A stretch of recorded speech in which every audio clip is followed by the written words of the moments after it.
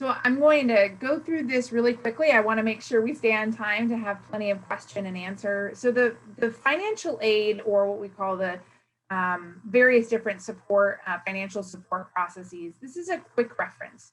And like I mentioned earlier, every institution is very different. And so in your research process, when we talked about looking at their funding options, this will help you then ask the question, do you have graduate assistantships? Do you have, what are the types of things, so that you have the language to ask very specific questions to the institutions that will help them answer so that you can have better information.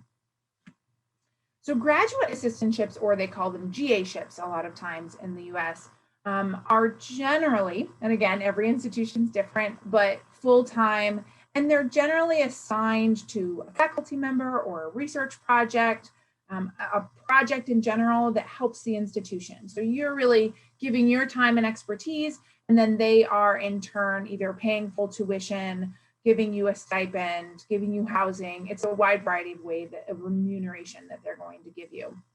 And always consider the cost of living, like I said earlier, as it relates to when they give full tuition support, if they're not supporting your living situation as well, which generally, not always, most institutions do not do that. Just consider the living costs as you look at your total budget. This is the type of question that you could ask. So in each of these areas, I've posed a type of question that you could move forward to an institution. Feel free to change it as you see fit, but I wanted to give you a little bit of guidance as to like how to use this and how to frame it to an institution so they can give you some answers.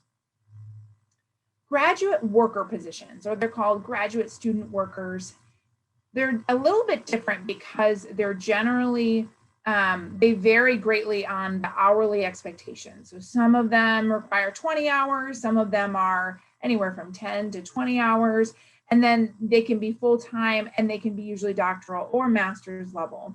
This varies by position. So for instance, residence halls in the United States have what we call residence directors or assistant resident directors. Those are generally graduate student positions, live-in positions. So you're getting your room and board and usually a small stipend paid to then pay for your tuition. And so it depends on, again, the experience that you want, if that position would be a good fit for you, but they vary greatly between. Then I have a graduate assistant that is hourly and I pay a fixed hourly rate, and she decides how many hours she does a week.